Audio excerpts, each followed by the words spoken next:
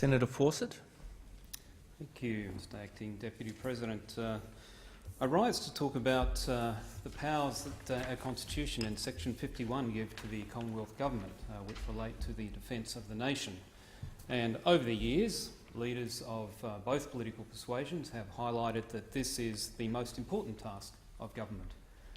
to actually make provision for the defence of the nation.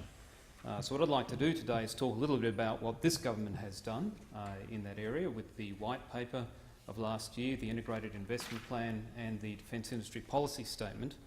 but then to talk about what changes are actually occurring now as a result of those to the benefit of our Defence Force in terms of the capabilities they have, but also to our ability to sustain that over the life of that equipment through the investment in defence industry. But then lastly, I'd like to talk about why this area of our polity should be above politics. And I'll go back to some work I did in 2013 and some work that I'm hoping we'll see occur during this term of Parliament around planning for defence and the national interest. So the White Paper of 2016 was released by the government, which set out, as most of them do, the strategic situation and the plans for the future.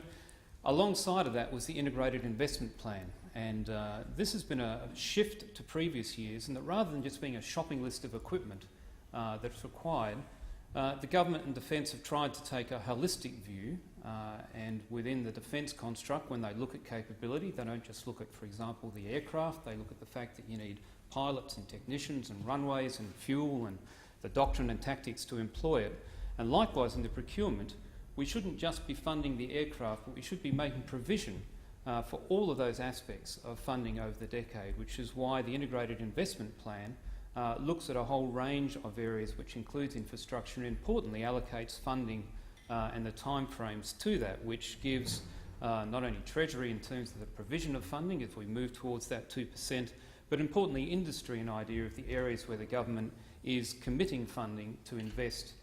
in our defence capability. The third element of that package was the Defence Industry Policy Statement, and that's something that traditionally has been either the last or second last chapter of the White Paper. This year it's been a standalone document, and the reason it's been a standalone document is it actually makes quite a paradigm shift in how the government and defence are engaging with industry, and much of that is premised on the work of the First Principles Review, which followed the 2012 Defence Senate inquiry into defence procurement.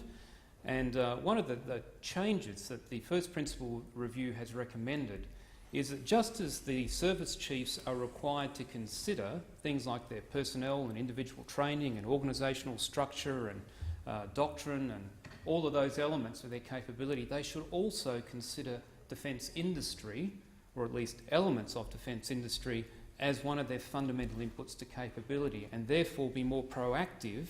in their management and understanding of that. So when they come to government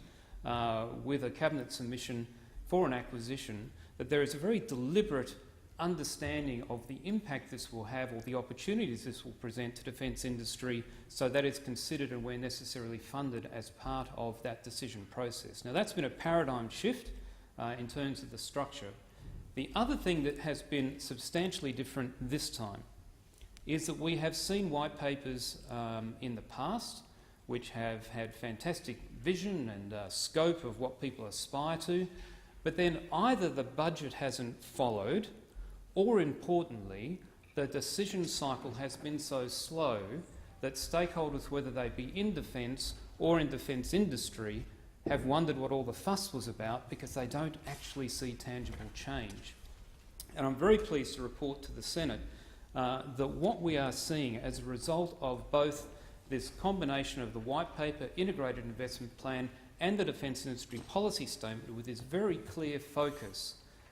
combined with the focus at a cabinet level of the defence industry policy, is we are seeing decisions being made in a timely manner, which is providing industry the encouragement and the confidence to invest in Australia. And so already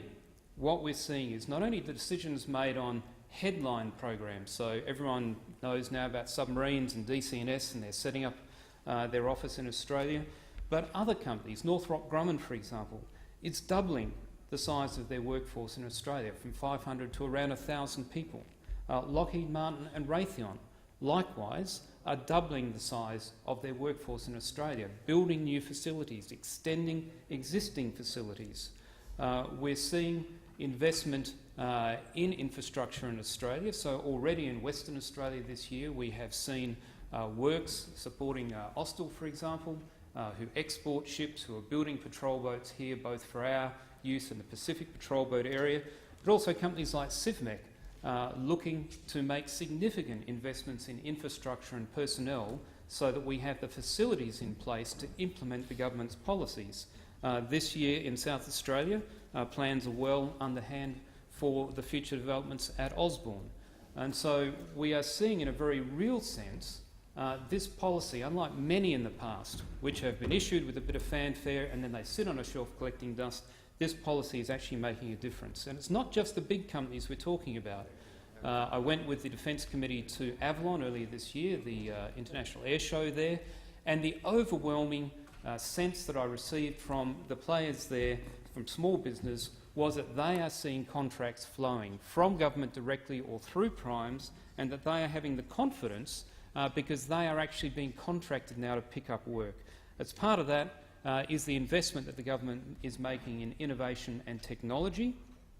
so that we do have the opportunity for companies here to take great ideas to develop Australian unique IP and so that we can see those exported. And we're seeing that supported by government very actively.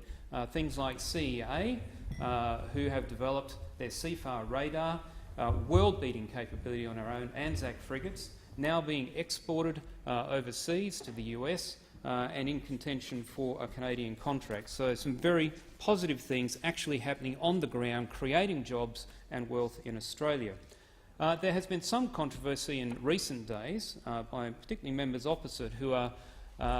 mistakenly saying that the Maritime Technical College, which was announced, is somehow competing with the Australian Maritime College in Tasmania. As Senator Polley said earlier today, the Australian Maritime College is a great institution, well regarded worldwide, and as she said, it trains seafarers. What we're talking about in terms of a college, a technical college to support naval shipbuilding, is that the government is recognising there is a need to help people transition from other industries or in fact move from school into training that will equip the workforce we need, not just in areas like fabrication,